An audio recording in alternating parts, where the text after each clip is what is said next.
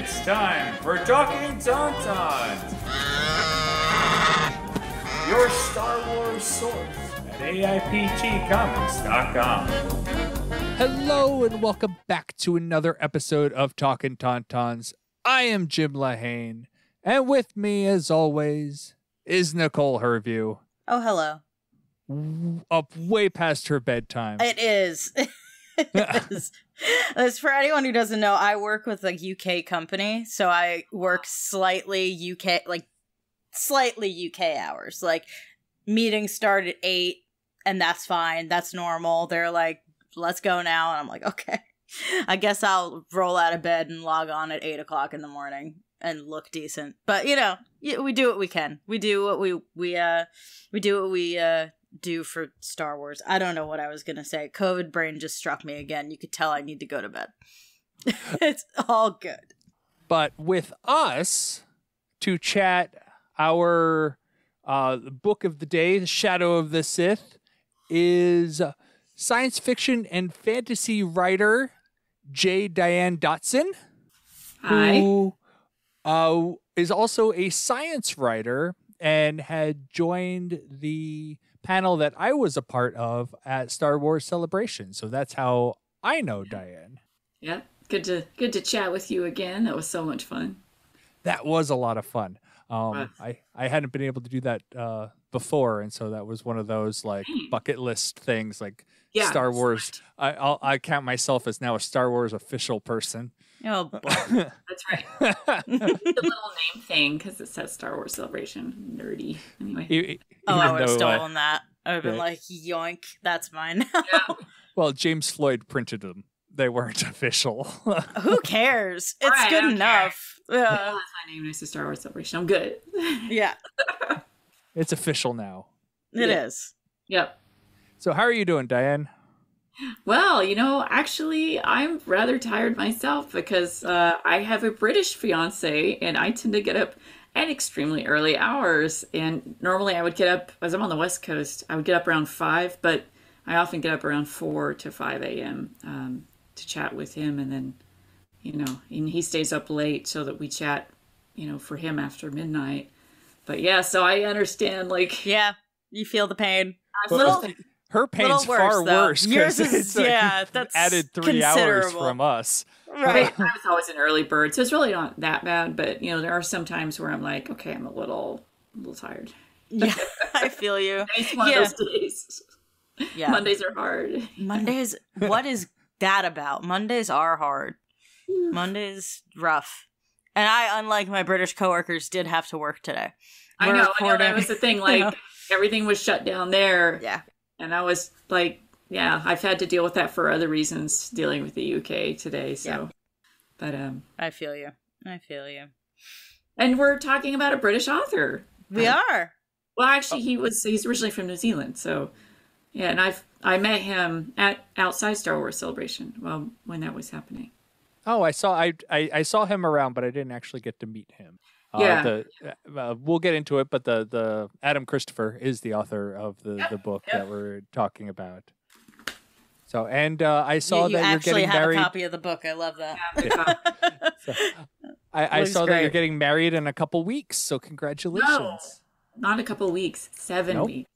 7 weeks. Oh my okay. goodness! It might as well be a couple. I feel like when you're at that point, it's just like crunch time. I'm so busy that I've run out of time to do everything, and I'm like, yeah, 7 weeks is like tomorrow in wedding planning.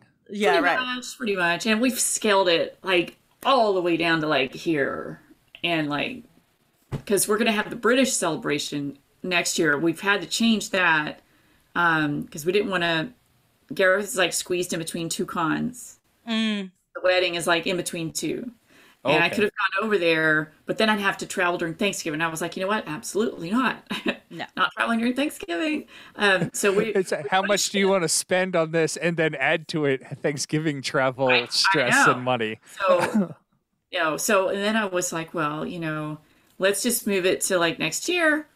And then, of course, the Queen passed away, and I was like, we need to wait until we know when the coronation is to do the English celebration. Oh, yeah. That's going to be a whole nother thing. So I don't know when we'll have the British side, but we're getting married here in LA. So, it's just going to be a really small wedding. We're gonna look fancy, and then we're just going to have a super fun, casual, let's get my LA friends, our LA friends, and just go out and have fun afterward and just call it, and then it'll be a lot more fancy and like formal over there in England, and we'll have the cake and all that stuff. But for here, we're just going to get married, enjoy ourselves, and have fun.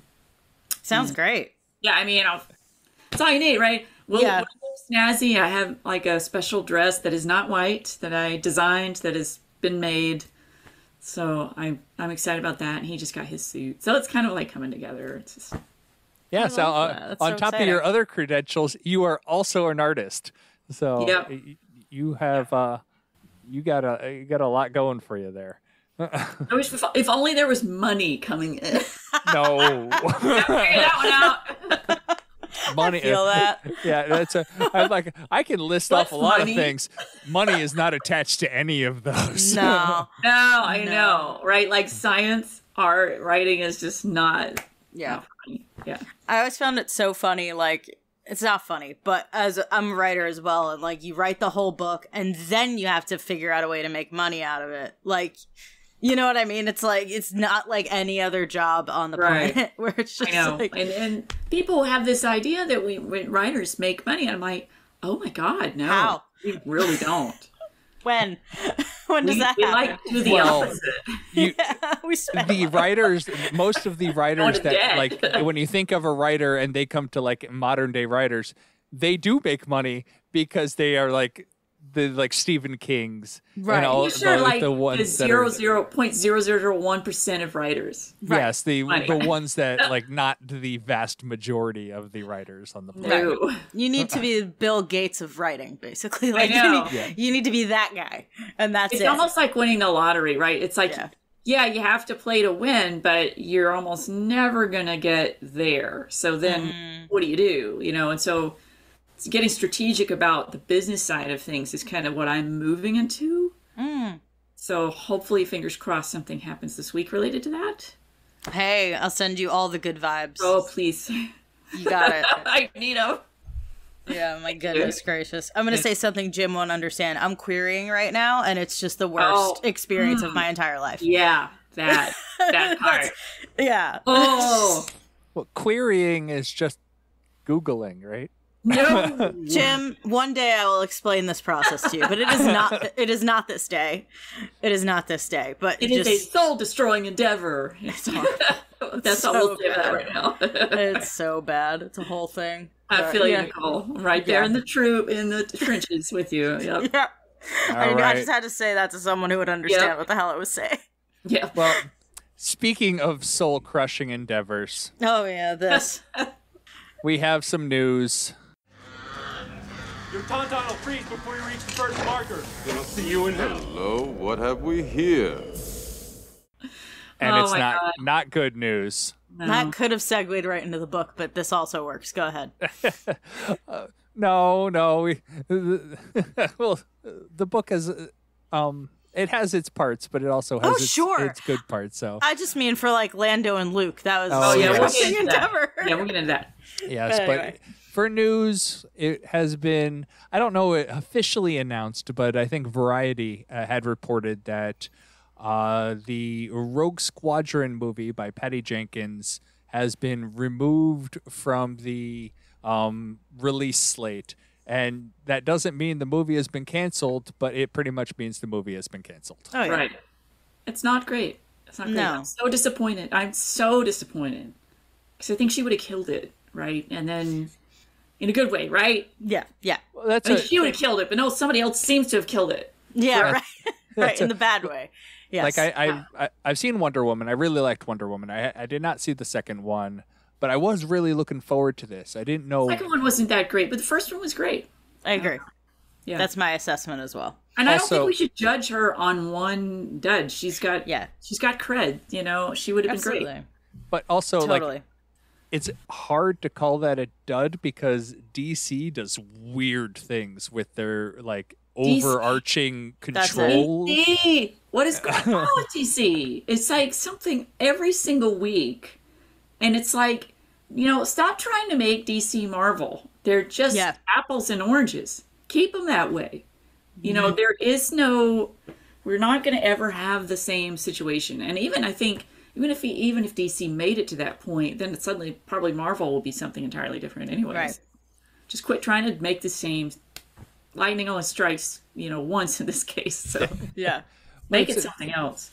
They have such like overbearing control over a lot of the movies that it's hard to tell, like, did the movie go bad because it was a bad movie, or did the movie go bad because other factors? And so that's why, like, anytime you hear anything about like a DC movie, I'm like, I don't give any credence to like I assume Patty was like great because she did the great first one. So it was really good.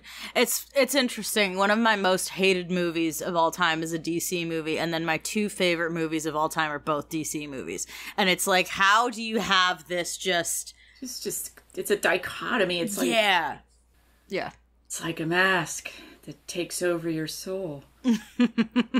Yeah. Like something else we read. Right. Something like that. That sounds familiar. Yeah. It sounds like something I've read before. Yeah, I think with that, we'll get into our main discussion then. Yeah, sure. We don't know why this movie was canceled, right? It's just like they haven't talked about it.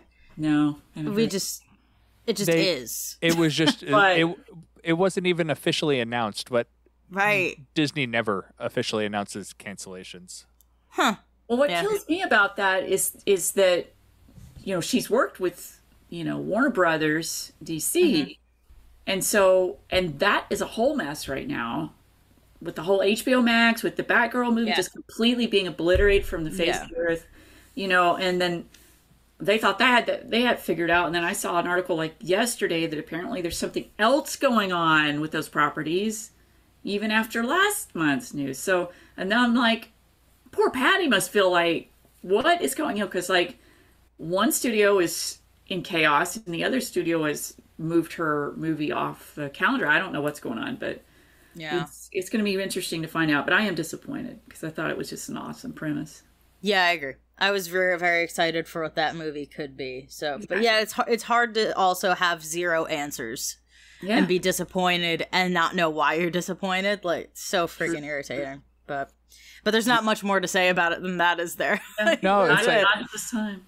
Yeah. You also had the probably incredible stress placed on her because we haven't had a movie since The Rise of Skywalker, which was polarizing, I'd say, even more so than The Last Jedi. And that was the last movie we had, and they haven't, like, they went the whole Disney Plus route. So this would have been the first movie in theaters. Yeah. And so again, we are left like, maybe the Taika Waititi movie is now going to be the first movie. We don't really know. I mean, they're doing well with the serial format. That's what I'm wondering. If they might just be like, you know what? Yeah. They don't have to deal with theaters. Exactly. It's, you know, their own distribution model. Well, I mean, they're doing a great job, I have to say, with Disney Plus. So, I mean, I agree. I'm cool if it stays that way. I don't know. But it is still, it's going to be that what if question lingering. For sure. Well, they could pivot this to the Disney Plus model, because that's what happened with the Kenobi. Kenobi was originally intended to be a movie trilogy. Right, that's right. True. I think actually Rogue Squadron would probably work better as a show. Probably. And you get to know the characters pretty well, you know, and it'd be something like, you could have it kind of be like BSG was back in the day, you know, and kind of have this camaraderie between these pilots, and I think that'd be a lot of fun to kind of play with. The first version or the second version? The first 2 seasons of the second version. Okay, I never saw the first version of BSG, but I liked the second version. Yeah, I've seen both. I've seen all of both, and like the first 2 seasons of the second version were perfect. I'm not going to talk anything about the last episode. Anyway, I don't even remember it that well. I'm going to shock everyone. I've never seen it. It's not shocking, really, because God, we've had so much stuff come out since then that I was like, "Holy crap! It was that long ago," you know. Like, but it is a fun show. It's pretty entertaining. Great acting. Feels like a staple, just like a cultural staple in this like genre. But yeah, it just missed me somehow. Well, and what's interesting is that it was originally made kind of as an offshoot of like a response to Star Wars, the original show. Mm-hmm. Was a response to that, and so then it was kind of interesting to have BSG reboot before the Star Wars sequels came along. Mm-hmm. So it was right in between like the prequels and the sequels, and I find that kind of interesting to think about because I'm wondering how. Well, I mean, gosh, we've got Bo-Katan, like Katie Sackhoff, Starbuck. That's so what, I almost was feel going to like mention that we have her. Yeah. Mm-hmm. Yeah, so, that is interesting. It exists so the influence is going the other way. Yeah. Yeah, it does exist in a very specific time in the cultural zeitgeist, right? Right. That's a very it was almost specific time. Concurrent with Lost, I believe. I was just getting ready to say, of polarizing endings, the two came out at about the same time, and they both had very polarizing endings. I started a rewatch of Lost just to see if time and space and growth I did that. Yeah. Like changed anything. I got like halfway through season 1 and something else happened. I don't know why, but one day I'll go back and do that. I love Lost. It's one of my I love the show. I just at the time I was so tepid. I was in high school, so I was like, I don't know how to respond to this intelligently, But with, probably close to 15 years now? When did it end? What year did it end? Does anyone have any idea? Close to 15 years. It has to be approaching 15 now. Years of space. Like, will I respond differently? I think it ended probably, because it started 2004, 6 seasons, so you're probably looking 2010. 2010. Yeah, okay. So yeah, between 2010 or 2011, because there was a writer's strike. You're right. Mm-hmm. I remember that. Yeah. Yeah, because that's about right. I graduated high school in 2011, so yeah. I'm aging myself exactly, aren't I? Damn. I'm sitting here going, I'm almost 50. Anyway. That's okay. That's I'm okay. The baby. I'm the baby. Everyone knows the baby. That's every time she talks, it's like, I graduated, and I'm like, yeah. When did I graduate? You graduated high school. I was in the middle of my PhD. Yeah, bro. I know. And that's after I left this year. and went I'm a back child. to school. It's fine. It's fine. I did the same thing. It's fine. Not for a PhD, though. Yeah. All right. Now so are we the book, ready? I guess. Yeah, all right. to talk the book of the day. It's Shadow of the Sith by Adam Christopher. Built 1,000 generations ago to keep these, the original Jedi texts. I also have the physical copy because I'm a Disney shill. Did I read the book? No. No. I listened to the audiobook, but I collect all of the books, so I... So you bought it twice. Yeah. I bought it twice. I did too, actually, because I had to buy the physical one to read it faster, because I read extremely fast. And the audio was just way too slow. It was wonderful, but too slow. So I was like, I agree. I had to read it fast. I did that once where I was trying to read a book quickly, and I had the audiobook going, so because I can do the audiobook while I'm doing other stuff. And I was kind of in the middle of bouncing back and forth. So I had the audiobook with the book open in front of me. And I'm like looking at it going, I cannot do this. I cannot look at the book whilst because they are so slow when they're performing it. They're not reading it. They're performing they really it. Are. Right? And enunciating very clearly. And like when I read, I don't even go line to line. I sort of almost photograph it's just instantaneously there. Like I don't even do this. I'm just like, it's in my head. I don't know. That's awesome. Way faster. Well, that's a skill. That's a skill. But so when you said that you needed to buy the book to get it done, that was only a couple days ago. And I'm like, wow, you read lightning times faster than I do. It took me. I think it's because I'm a science journalist and I've had deadlines. It's the reason why I write so fast, because I write really fast. I type fast and I write like stories fast. Is because the science journalist side, like you had deadlines, like 2 to 3 day max, and a lot of words real fast. And I think like that kind of just trained me to just work on a really fast scale. It's kind of traumatizing, actually. Anyway. I feel that. But it makes sense.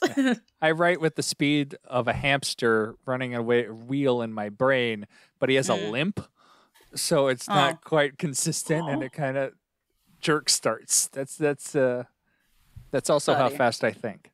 It for me it depends on which mode my ADHD is in. Whether I'm in hyper focus or the opposite. And sometimes can you I'm select? going quick. Bro, if I could select, my life would be very different. Oh, yeah. Very different. Like, oh my God. We'd be having a different conversation right now entirely. Right. So no, I can't. And it's always the opposite of whatever I want. Like, I have no motivation on, like, my work days, like, none. And then I wake up on, like, a Saturday when I have nothing to do, and I'm like, must do everything. Must run all the errands. Must buy everything. Like, must go online and buy everything. That's what happens. It's so bad. It's so bad. God help me. Anyway, yeah, no, I couldn't. It took me 2 weeks to read this book. And I was listening to the audiobook, but it took me 2 weeks. Because that's how this worked. Yeah, I had it done in a week, but I was building a wall during the process. See, no, I was, living my life and working 8 hours a day when I can't have other words in my head, and I have to just, Yeah. I didn't have a job this week, so it's Fair enough. Fair enough. So, Shadow of the Sith was basically written as a answer to the Rise of Skywalker's numerous, I don't know if I want to call them plot holes, but kind of dangling threads that we were given with the plot line. And it was one of those where it was all the dangling threads at the start of the movie where we went, wait, what? Huh? And it was kind of the fill in the details between Return of the Jedi, really, and the Rise of Skywalker, kind of touching on the Force Awakens and that's all those things. And in my book review, I kind of called it out. So I want to read over all of the things that this story had to lift. Within the Rise of Skywalker, we have Lando's daughter being kidnapped, which somehow ties into Luke and Lando being on the trail of Ochi of Bastoon, who somehow has ties to Rey's missing parents, which relates to Rey being related to Palpatine. All the while, there's an ancient-looking Sith dagger with ancient writing on it that somehow shows the way to a space station that crashed only a couple of decades prior. And on top of that, there's the unanswered question from The Force Awakens of why was Rey abandoned on Jakku? Yeah, it does all the plugging of all the... Which is all a lot the holes. Yeah. It's a lot to ask any writer to do, right? It's like, here, do all of it. Oh, I know. And then it's Adam's first Star Wars book, and you're like, oh my God, this is a heck of a thing to give to your first Star Wars book. Is like, guess what you get to do here? You get to fix and answer all these questions, which in one regard is terrifying, but in another regard is also kind of satisfying, I would imagine. You're like, okay, I'm going to fix this. I'm going to make this cohesive. And he pretty much did. So, Yeah. I'd say for the most part, it was a success in that regard. I think there were some issues. Yeah. But, like, just listening to it, I think it'd be much different if I were reading it and, like, taking it in differently. It was for me different because I tried both. Yeah. Yeah. I think the pacing was interesting. But I also just know that there are some choices that when you're dealing with Star Wars and Disney publishing, like, they're not all your decisions. Right, exactly. It's a media tie-in book. Yeah. Mm-hmm. Yeah, so I do want to say any criticisms I have for the book, as usual, are not a criticism of the author, because this has a big, giant asterisk on it, because most of the decisions are Disney's and Lucasfilm's, right? So, but anyway, but for the most part, executed pretty damn well for the brief. Let's put it that way. This had a lot to do. Well, can I just say, related to media tie-in, like, I did my first media tie-in story recently, and it's for something that's coming out next year. I'm part of an anthology for an RPG, and I can't tell you what it is. Yeah. But that was my first media tie-in, in which I'm writing in this other universe, and I gotta say, it was incredibly challenging, because, like, I'm not used to having this box around my writing. You have to write in this box, because the toys are all in that box. They're not outside. You can't, like, you can introduce a couple little things, but you have to play in the box. And so that's not to the level of Star Wars. And with the level of Star Wars, and you have the connotation of, like, an intense and passionate fan base. And to thread the needle, to get everything done that you need to do and stay on the brand, that's a lot, you know? And so, I don't know. It's hard. Like Mike Chin, who I also met at Star Wars Celebration, has Brotherhood. I have that on the shelf back there. And so it's another book that comes concurrent with this, but set in the past. So it's massively challenging to do it. And I just can't imagine doing it for a huge property like Star Wars. I can't imagine it. I mean, if I ever am asked, I mean, I'll definitely think about it. Yeah, right? But, you know, there's pros and cons, right? So, but yeah. That's why I feel like Brotherhood was much more timeline constrained because he's writing within True. a couple of months that you Right, kind of had a placement. Yeah. Whereas this book, he placed it very well. As a timeliner myself, I'm very happy we got a solid date of when this book takes place, which is 17 years after Return of the Jedi. 13 before The Force Awakens, right? That would, 13 before The Force Awakens. It would be 21 ABY for anyone who actually knows what that means. After the Battle of Yavin? Yes. Yep. Yes. Once in a while, the brain works. But you know? there's not much between Return of the Jedi and The Force Awakens. You have the Mandalorian and that There's little, a big but that's still playground there. that's still a lot closer to Return of the Jedi. So he could have placed this story he had quite a bit of wiggle room and he had a lot of stories that he didn't need to contend with. But it's really those main points from the movie which were very not cohesive. And not only did he need to make it into a story, he needed to make it into essentially a good story. Yeah. Right. And I think, one, he answered all of those questions satisfactorily. He made it all fit where it made sense. And it was enjoyable. Right. Yeah. It was touching and tragic. Yeah. Like, to make you upset about an ending you knew was coming. I know. That's impressive. Still, yep. And then to, you know, I mean, we'll get into Rey's family. It was just like, well, we can get whatever you want. We have there's no structure. We can do whatever the heck we want. I just like Dathan and Miramir. Like, I loved them. I was just, you know, they're not going to be around. It doesn't make it any easier because you're falling for these people who have just so much love for each other and for their child, and it just is sort of devastating, right? You know, they're just trying to do their best.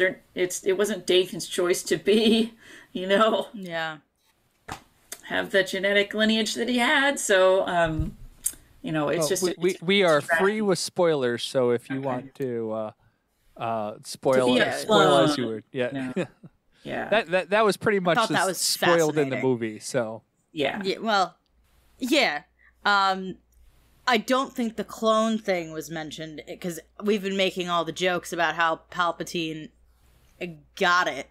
I'm trying to say this cleanly. Right. And we're like, how? Who's doing that? Was like the question. Who's right? I didn't think he was into women. Honestly, he didn't give me that vibe. But okay, whatever you want to do, my guy. Pretty sure he's not into anybody. Anybody, really? That's what I'm saying. It's just nothing's going on there, right? You know. So I was like, that's an interest. So to then be like, he's a clone. I was like, okay, right. Like, now I'm on board. I was on board. Now I'm really like more on board. Right, exactly. Makes sense in the whole continuum of Star Wars too that it would be a clone. Yeah, we've got clones. Like, that's not out of nowhere. But yeah, I've always been I'm not mad Palpatine returned. It's the somehow part. I'm like, sell it to me. You did like, you went from A to F. I need all the letters in between. Like, get me there. And I feel like this book did a lot of the lifting to get us there, especially with Dathan. How he got away, how he met Miramir, how Rey came into being, like all of that was so beautiful and earned. When a clone loves a woman. When a clone loves a woman. I hear the song in my head. Yeah. And it was also very touching as well, not just to see how much they loved each other, but especially how much they loved Rey. Right. Considering Rey's entire arc that we know of her Right. just looking for some form of belonging. Just And- so tragic, that she never gets that chance, Mm-hmm. And that there's that part of her that's always thinking, are they going to come back? Especially, I think that was one of my major criticisms of this book, is that we know the end. We know Rey's parents. I don't know if we know they die, but we pretty much know they die. We know that Ochi's ship is crash landed on Pisana. We know Rey is left on Jakku.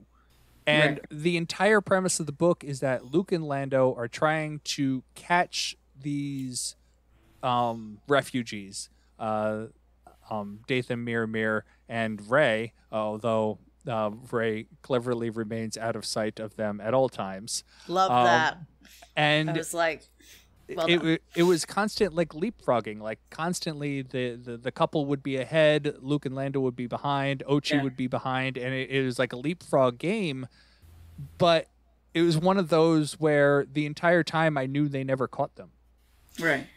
You see, this is where we can agree to disagree, Jim, because I love those stories where you know the end and the question is how do you get there? I love those stories that start at the end and then the rest is just a flashback and gets you to that point. There are some phenomenal episodes of TV that do that. I don't have a problem with that as long as you make the how we got there interesting and compelling. Right. Do I think there may have been one too many iterations of that leapfrogging? Yeah, sure. I think we went on for a little bit too long. I thought the book was ending 3 hours before it ended. I literally looked at my app and I was like, how are there 3 more hours of this book? Because it ended about 7 times because it was trying to do so much. And again, that's the brief. That is what it is. And I was just, so I think it went on a little for a minute too long, but I wasn't bothered about the fact that we knew where we were going. Because how we got there was so interesting to me. I think in that regard, it adds to the tragedy of the book, which is, it's a lot of tragedy going on in this book. Honestly, quite a bit for Lando, as much as anybody. But Lando is baseline tragic character right off the bat. Can we talk about Lando? Can we just go ahead? Yeah, let's do it. Because to think of what he's been done. His daughter was kidnapped at a young age, so of course he's resonating with this situation with Rey. It's becoming personal, just like in the the movies. It's becoming personal for you. You can't do this, kind of deal, kind of trope. But at the same time, it makes a difference. But you got to think of unpacking what's going on with Lando is really sad to me because, when you had Jedi come around, like Return of the Jedi, he was with his friends, helped save the galaxy, and then his friends, peace out, and could not they have helped? Well, in the book, they said that they helped, but they weren't able to do anything. I don't know. I don't know if I buy that. That's the one thing I don't buy. Yeah. That's the one thing I couldn't make that connection. Yeah, I feel like with all the resources and connections that Lando Calrissian has, Lando freaking Calrissian. To really, draw parallels to real life from a Star Wars story, but let's be real. When people of privilege are kidnapped, they usually get found. Yep. You know what I mean? Yep. It's the people who are underprivileged, who are in communities where they will be quote unquote less missed or quote unquote less dead. Those are the people who don't get found, unfortunately, because that's how our system works and how our society works. If Star Wars is functioning in the same way, I don't believe that someone with as much going for him as Lando Calrissian does in this world, in this universe. Yeah, that was just, that sticking point just bothered me. I don't know. So I had seen, it was never mentioned in this book, but the reason his daughter was kidnapped, I read somewhere else, is the First Order specifically targeted the children of the higher echelons, like Lando, obviously, basically to break their morale. Mm-hmm. And we already knew the First Order, nobody knew they were even there. Right. Yeah, I don't. There's just something fundamentally wrong with that I don't believe that would work. But maybe it does. I don't know. Yeah, maybe I'm just not wrapping my head around it. We gotta roll with it, since that's what the story wants us to do. And so in that framework, then it makes sense that he wants to help, and it kind of scratches that, or maybe it just puts a Band-Aid on his wound, It both opens the wound and helps him move past it at the same time. It's a distraction. Yeah. It's a let me do this because I can't do this. Like, let me just do something. Right. It's because he feels helpless and he wants to help. He doesn't want somebody else to go through what he went through. That's why I think the most heartbreaking part of it is just the timeline. Is that his daughter was kidnapped when she was, I think, 2. And it's been 6 years since she was kidnapped. And, like, that would break any parent. Any parent. And, and so basically he's hanging out in a bar just because he doesn't know what else to do. Right. Yeah. I mean, it's tragic. Something. Like, I wanted more for Lando, but, I don't know. But, maybe we get that, because there's going to be a Lando series. Presumably we have, like, some of Donald Glover's, era, and then Billy D. Williams. I really hope what they do is similar to the Young Indiana Jones Chronicles when they originally came out. So for anybody who doesn't know, when the Young Indiana Jones Chronicles originally came out, they kind of edited it. They had an old Indy give a kind of the bookend to the episode where he was talking about his previous adventures. So you had the Sean Patrick Flannery version as the main brux of the episode, but you had this old grizzled like 90 year old Indy kind of telling the story. Yep. It was an interesting setup. I mean, they set it up in the book. He's watching his old, diary or whatever, the Calrissian Chronicles or whatever the heck he calls them. Which just have him be like, oh, why don't I watch this story? Da, da, da. And it's him telling us, you know what I mean? Give me that. Give me a show of just that. I'm good with that. I'm good with that. Right? It's right there. Or like you just kind of have a fireside chat, situation of like, let me tell you about this time, and then just dive in. Yeah, absolutely. Absolutely. I'd love that. I'll watch whatever they put Lando in. Because he's one of my favorites. And that's another reason why it kind of hurt to read this, is because, oh, God, you're really putting him through it. It's just, you're getting me. So, and correct me if I'm wrong, because even though we just did a rewatch of Rise of Skywalker, everything's fuzzy right now. So, but I feel like that's what Lando is still doing when we find him in Rise of Skywalker. Like, he's still on this mission, which is very upsetting, like deeply upsetting, because nobody else is. Cold case. Yeah. Well, nobody else cares. Jump to the end of this book. Lando's on Pisana. We have found Ochi's ship. Yeah. And it's one of those that it's a dead end. He doesn't know where to go. And so he's like, I'm going to hang out here. I think there's more information to be here. That's why he's on Pisana when Rey and all of them show up on Pisana later. A long time to be there. Looking for the dagger. 14 years. Yeah. Yeah. And the whole time they're describing this dagger, I'm like, I've seen the dagger. Like, I know the dagger. It's a very famous dagger now, thank you. But yeah, it's wild, absolutely wild that however many years later, I feel like we just said it. 14. Thank you. Yeah. He's still there. And that's just deeply upsetting to me. I know. Like, even though he's like the peace, like, I like it, this, that, the other thing. Like, love that for you, buddy. But like, all I see is pain. All I see is trauma and pain and sadness. And it just hurts to see that in Lando. Like, of all people. Suave, like confident. To see him broken like that is painful. So yeah, I could see that in almost any other character, but it works. It's just that's why it's so deeply upsetting. Because it's Lando. Yeah. Jesus, Murphy. Like, Luke can take a hit and he's fine, even though he's a whiny baby boy and we love him for it. But, like, he bounces back. Like, Sometimes. I don't think it ever crosses his mind that this is that, like, Rey is that child. Like, I don't think that ever, you know what I mean? Like, unless I'm missing something, again, in my scrambled brain. But yeah, it's just like, he's not even thinking about that anymore. Like, I don't think that's, Luke is thinking about it. But, Right. Lando is. Like, Right. Lando definitely still is. Yeah, it's very tragic. And I think I feel bad for every single quote-unquote bad guy that's being, like, abused by the Sith, or Right. whoever was in this book. Manipulated constantly, yeah. Yeah, it's so... I forget the names, because I have a problem with if I hear a name that I'm not familiar with and I don't see it written Yeah, I have down, to see it too. I'm like, nope. Is it Keys or Comat? Isaac? Comac? Comat? Oh, Matt. So Comat, Comat thank is the quote unquote good guy, Right. and The one that's Kiza like... is the bad guy.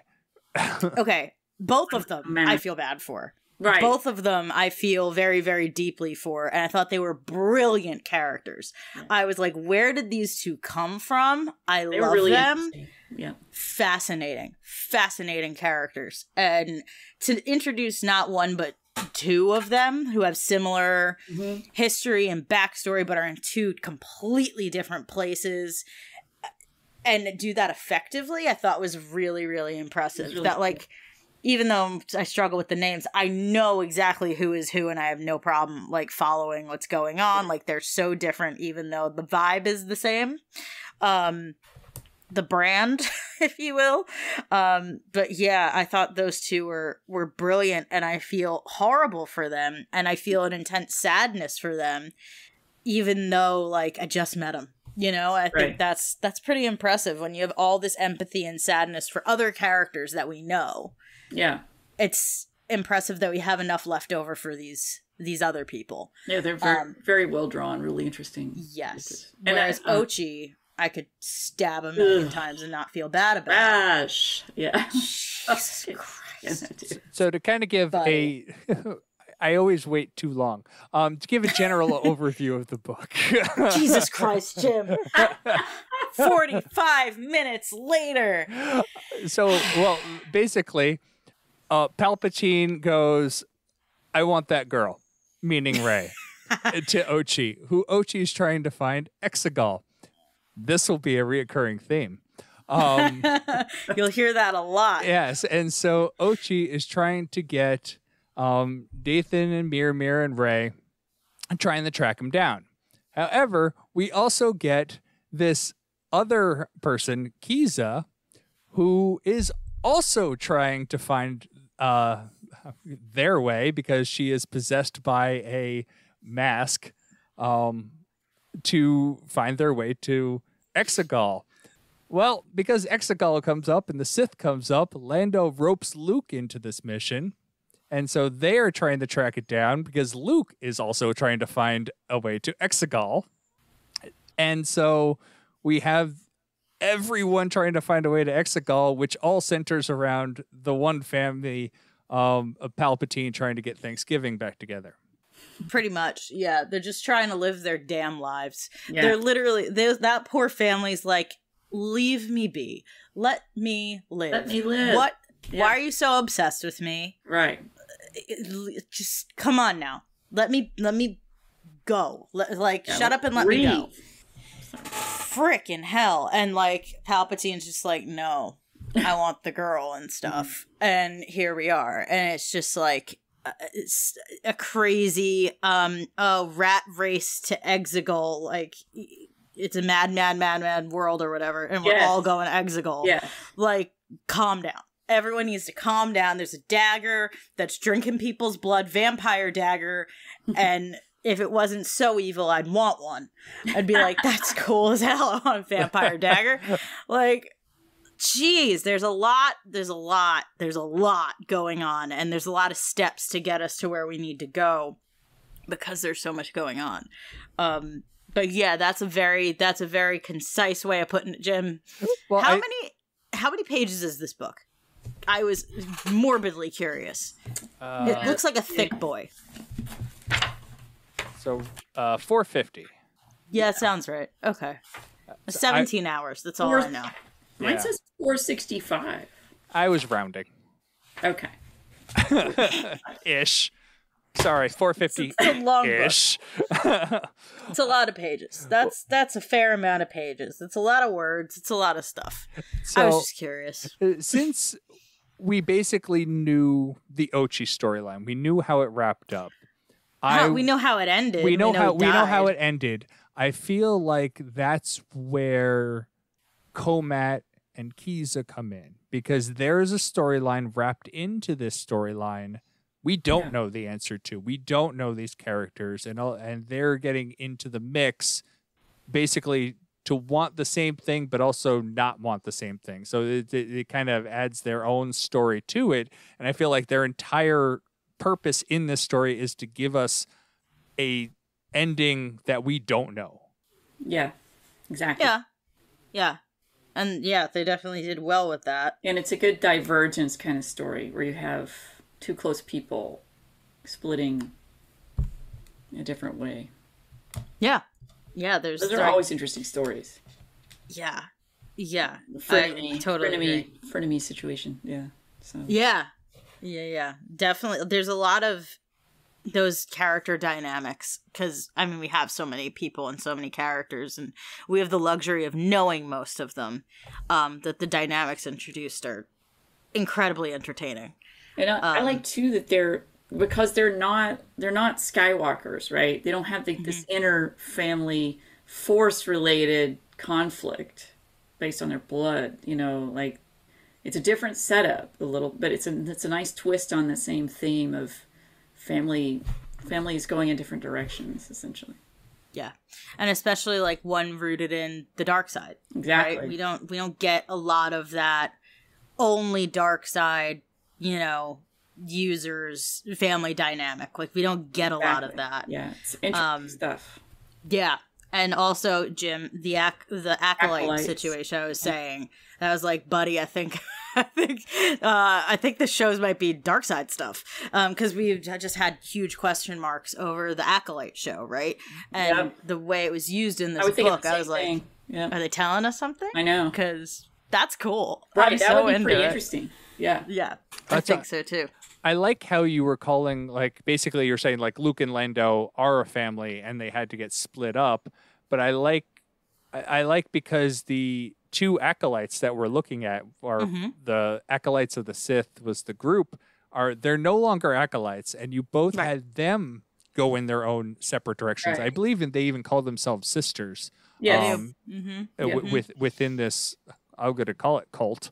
I was going to say that. It is a cult. Yeah. It's a cult. Mm-hmm. And so you have one Komat who I don't know if she embraced, quote, the light side, but she definitely kind of is doing her own thing with Luke's blessing. Yeah. And then you have Kiza, who is definitely not following the light side and listening to Halloween decorations about what she wants to do with her life. She never learned about stranger danger, that one. But she just kind of went for it. So what's interesting about her, like I was toying around with, like, what does this remind me of? I mean, obviously it reminded me of the movie Mask, sure. But but also... I never even thought of that. You're right. Oh, absolutely. I thought of it instantly. But also that, both of them are going back to Jung. Am I pronouncing it right? The psychiatrist Jung, like the theory, that ego and the id and all that stuff. And like, it's a mask and a shadow. And you have shadow Sith. So I think that Adam Christopher is digging into that a little bit, and I went and dug around, and here's what I found. That this one is, Jung was a Swiss psychiatrist who founded analytical psychology.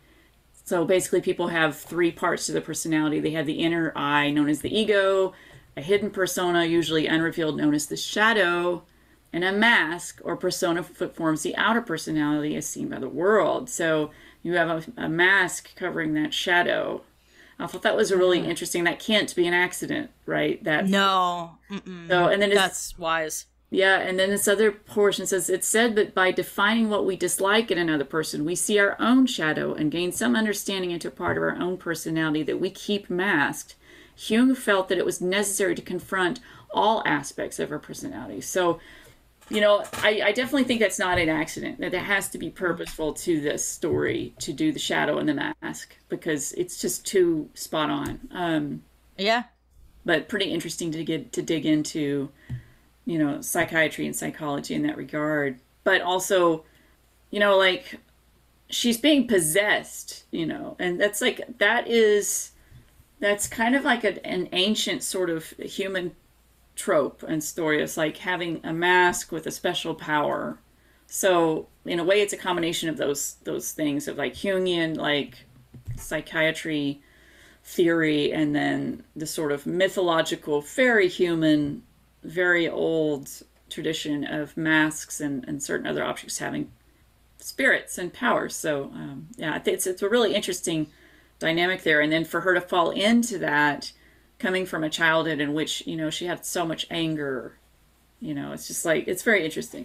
So yeah, it's fascinating. That's such a good pull. I'm like sitting here like AP English Lit, I'd have a field day with that. That would like that connection. Oh my god, that'd be so much fun. Can't be an accident. It's the shadow in the mask. No. Yeah. So I don't think so. I think it's brilliant. I really like that. Yeah. It's also interesting that this isn't the first dark side mask we've had in Star Wars. I know. And they mentioned it specifically, which I found really interesting because when the mask kept getting mentioned, I wondered if it was because the Mask of Momin was in the Darth Vader comics. It was also in the original Lando comic, which was written by Charles Soule. I think I have Charles one of Soule. those. And it was, what was that? I think I have one of those. So Charles Soule, that was his first Star Wars comic, was the original Lando comic, cool. and that's where this mask was introduced.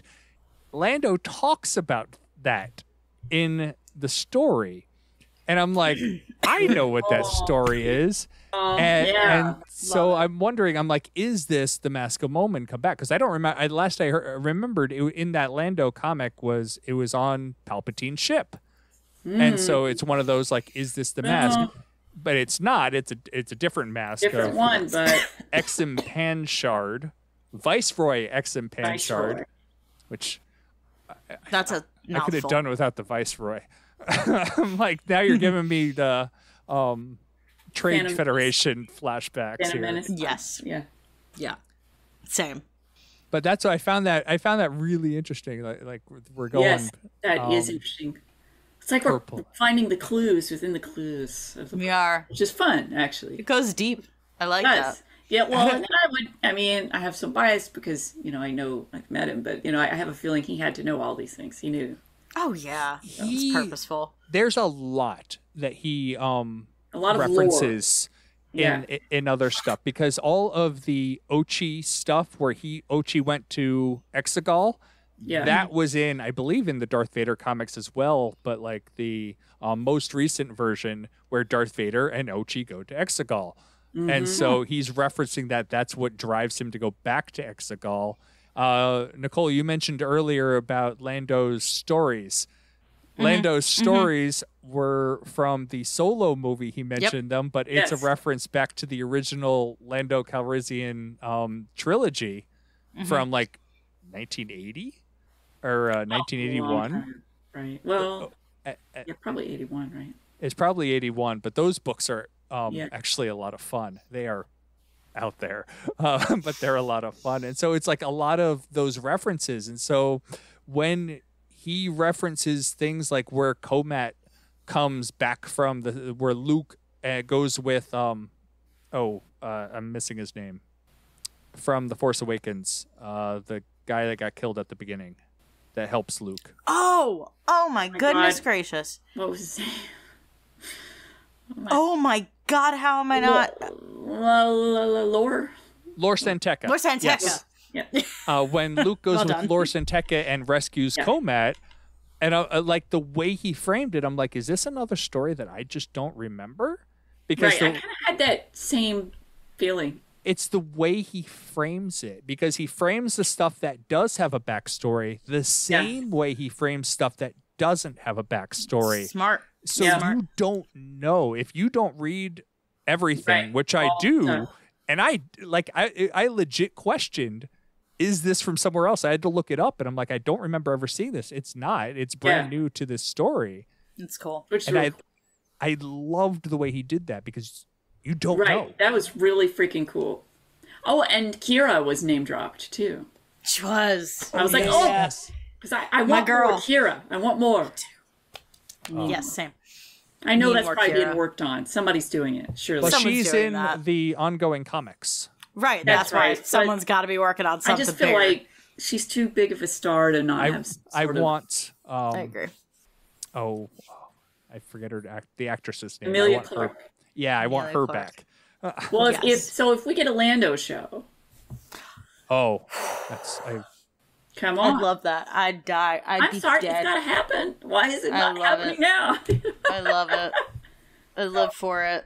It would be so much fun to play with that sort of that seedy. I want more of the seedy criminal underground of Star Wars.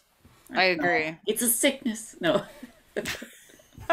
No, I agree. I like that world a lot, and we saw bits and pieces of it Yeah, in we this had book as teasers, well. we had crumbs, but I want the We had whole crumbs. buffet, you know. Yeah.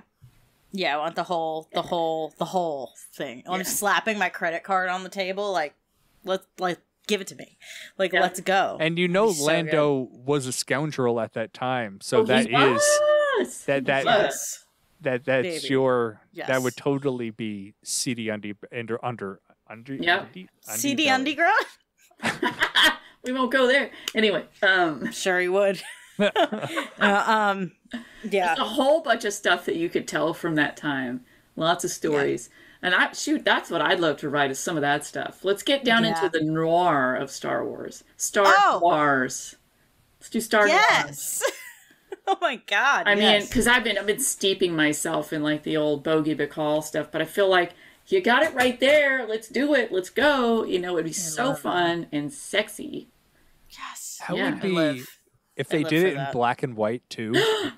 Oh, go chills. full. Go if you jumped full in, Or the flashbacks could be black and white.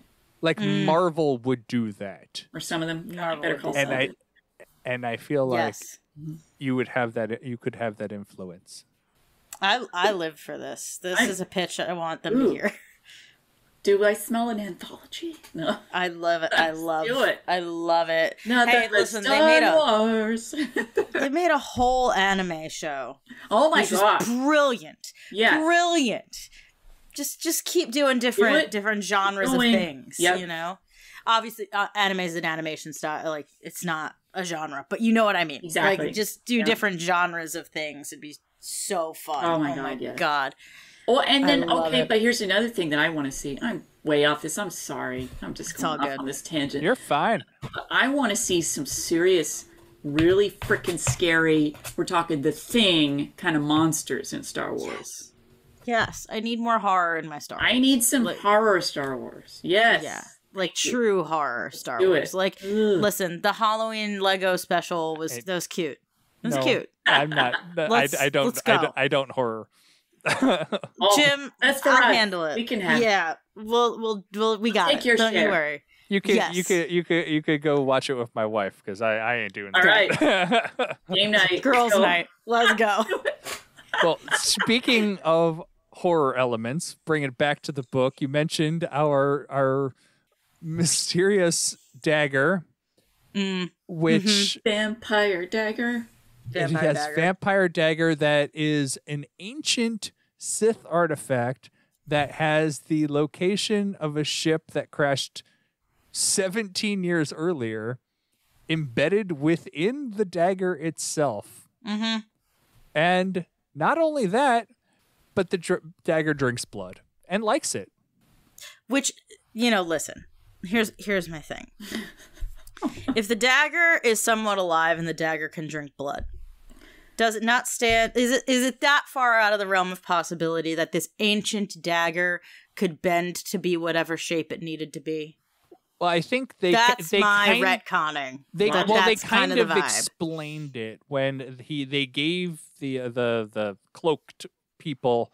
I think Kiza was the one that officially gave the dagger over, is that they kind of imbued it with Sith alchemy. And it said the dagger will let you know where to get the Wayfinder when the time is right, i.e. when you have Rey. Hence the reason Rey can find the Wayfinder, because she was the key to finding it in the first place.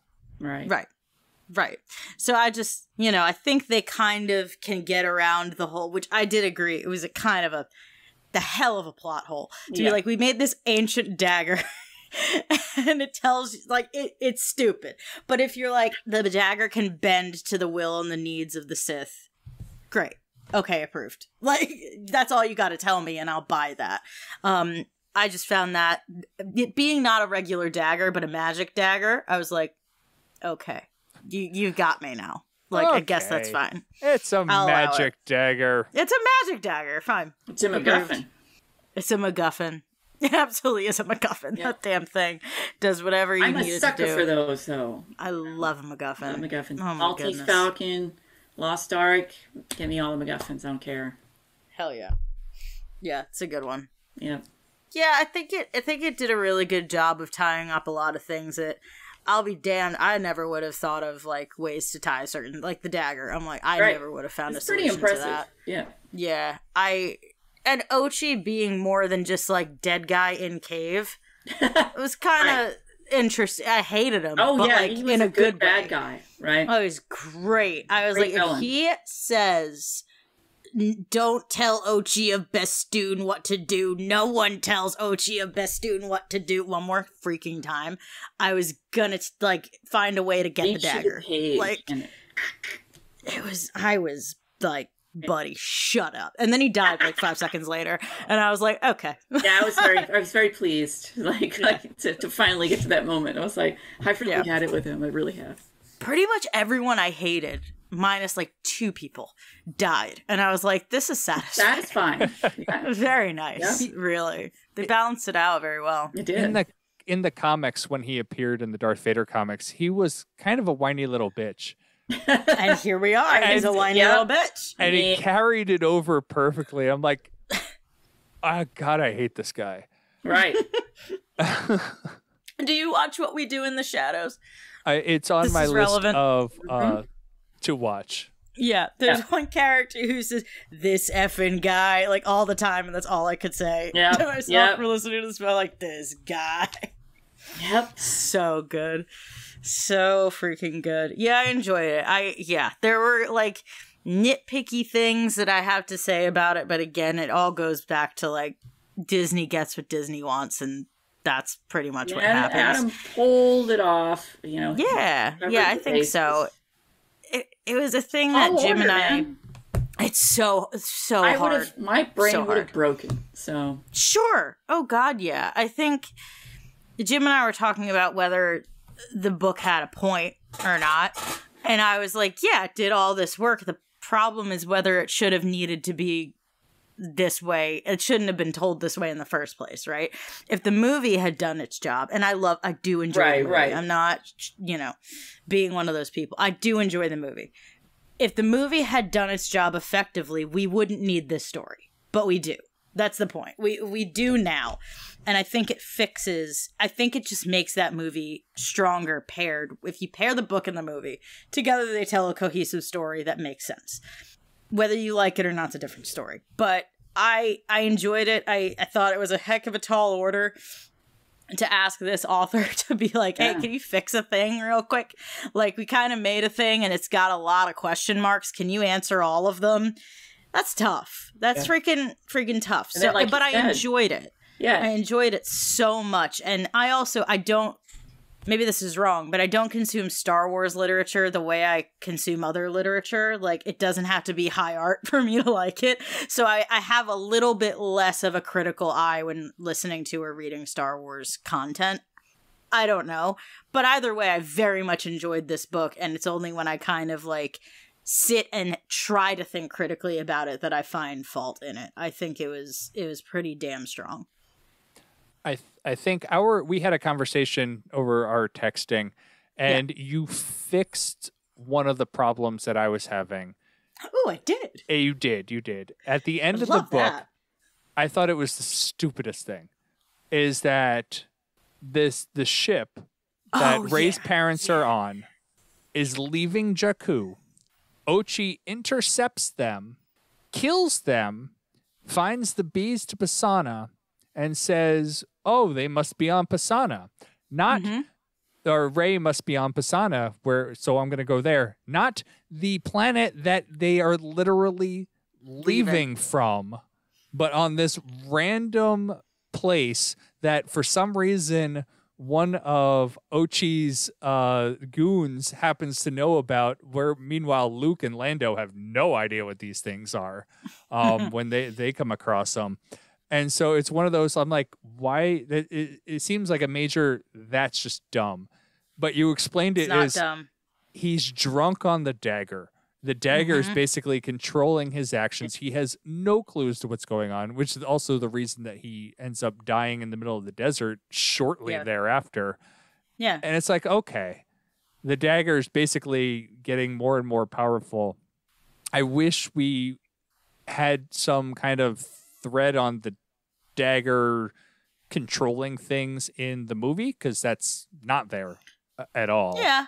I'd have to look for it. But yeah, I mean, he says while he's dying, it says the book's like he suddenly has this clarity of thought that maybe he goofed really, really hard.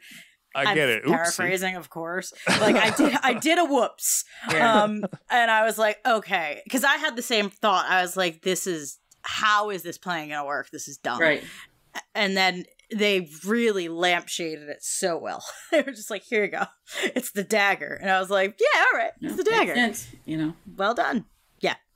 I think one of the things I best appreciated about the book was like what you said, Nicole, when you were talking about, we've got these two interesting characters that we weren't expecting, that are brand new, that are quite interesting in Kiza and Komat.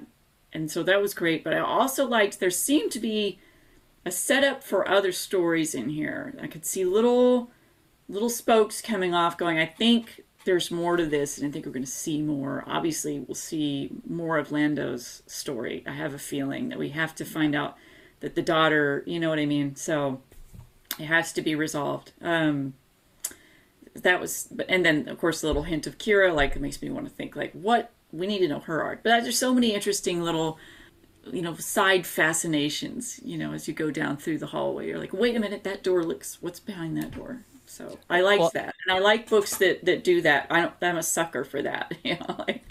I know they originally planned Janna to be Lando's daughter. But they dropped that out of the film. Yeah. Which is, I am 1,000% against Janna being Lando's daughter, because so it works out. Yes. Yeah. I'm hoping, because it wasn't in the film, it's one of those, like, they could always bring it back, but I hope they don't. Give us another character. No, it's totally different character. So yeah, we're good. Yeah, give me somebody else. Yes, definitely. Or like have them team up and go find his daughter. Like, that would be awesome. I like her a lot. I like her fine. It's not that. It's just like, give me more. Don't give me a character that that's her function. Like I like her as she is. Right. Yeah. For what purpose she serves in the story, and they make a great buddy situation and story, like where they go find her. It'd be fun. It'd be great. I'd be all about that. Maybe that's next. Maybe that's the next book. Yeah. Maybe this is actually going to be like a trilogy. That'd be great. One of those, like, we can cross our fingers and hope, like, because we can you're right. I want Billy D back. Fingers crossed. I also want Donald Glover back. All of them. All of it. Bring all it. The Landos. Bring all the Landos. All the Calrissian magic. We need it. Yes. Because it's in a lot of ways a more fun magic than the Force. So. And I want to see him happy again.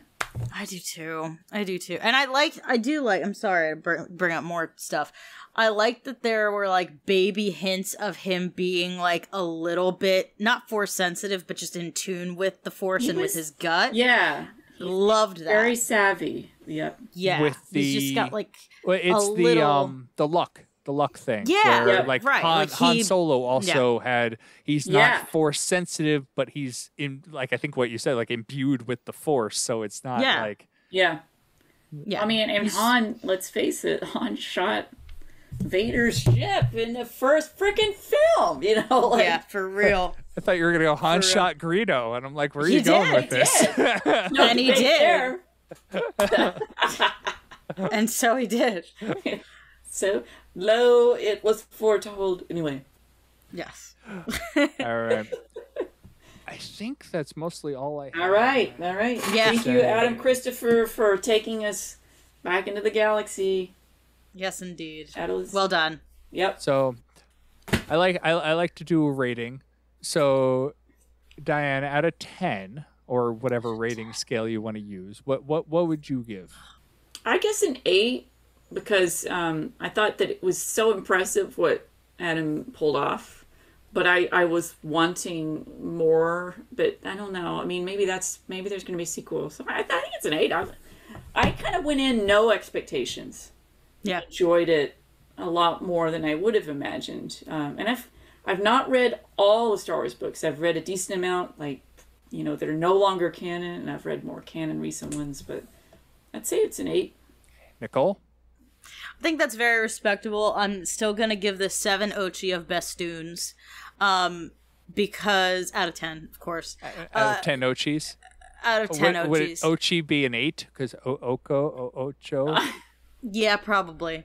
But just his name was said so many freaking times that I'm going to give it 7 Ochi of Bestoons on one page. But yeah, I agree. I think it was very impressive. I think the writing's great. I had more gripes with the production of the audiobook than the book, really. And Jim knows exactly what I'm talking about. There was one section when there's with an a alarm. mouse droid beeping. Oh, yeah. And I didn't get literally to that point with audio. Oh my God. It was like, okay. That's enough. That's enough. And then it went on for 10 minutes until the chapter ended. Oh, Lord. And then it happened again. 2 chapters later, it happens again. And I was like, I will throw my phone out. I was driving at the time. I was like, I version came in handy. Yeah. Yes. That drove me nuts. Because otherwise, I loved the music. I loved the performance. The effects were really cool. Great. Really good. That was bad. That was just stupid. They said it was annoying, and my God, they made it annoying. So it was accurate, but I didn't need to hear it. It was so bad. So I removed an Ochi just for the production of the audiobook because that was my experience reading it. But yeah, solid otherwise. So as I've said before, for my grading scale, I started at a 7. Everyone gets a 7, and before I start the book, and then after I read while I'm reading the book, it goes up or down from there. C is passing. Anything below a 7 is usually stuff I didn't enjoy as much. And I did have some problems with the book. I mentioned some of them. I felt it got repetitive here and there. He would say the same line over and over again. Some of the situations seemed rather repetitive. And it could have been the audiobook when you're doing the audiobook all at once. I've noticed the same for really long books. They'll repeat the same thing over and over so that when you're reading the book, you remember what's happening. But when you're doing an audiobook over a short period of time, it feels very redundant. And I got that feeling here too. And so it kind of took a little away from the story for me. So I'd probably give it a 7 as well. All right. Yeah, so I would read this one. This one in particular, I would say read it in print version or the e-version. Yeah. I think also, if I did not have the Rise of Skywalker in my brain, if I didn't know where this story was going, this would have been, I'd say, 100 times better in my mind because I wouldn't know the end, and it would be that much more heartbreaking. Yeah. If this had come out. Oh my God! I just realized why I love those stories where you know the end. I'm a prequels baby. I love the prequels. There it is. I thought Revenge of the Sith was the best thing ever because you knew Anakin was going to be Darth Vader, but how? Anyway, there's the ADHD. It's what was that thought? I don't know what I was going to say. Never mind. But yeah, if this had come out, if this had come out before Rise of Skywalker, it would have been a friggin' home run. I just, the timing seems a little odd to me, but this is what we have, so yeah, you know what I mean? But can't go back in time. Not that you're aware of. Not that I know of. I mean, not like the inventor of the saxophone was apparently protected by a lot of time cops or something. Go read that story. Go read about the inventor of the saxophone. You'll be like, there were a lot of time travelers trying to either keep this guy alive or kill him, or both. They were against each other. Read the life story of the saxophone. Maybe there is time travel. Anyway. Okay, listen. Now I'm intrigued. On that note, get it? Okay. That was good. No. I liked it. That's okay. I Nicole claps. She usually rolls her eyes and groans at me. So you. I liked that one, Jim. Yours are just excessive. I'm the pun gal. I'm kind of notorious. So. All right. So Dianne, this is where you plug all your books. Like, I know that you are a rather prolific author. So plug away. How can people get a hold of you? How can they support you? And all that.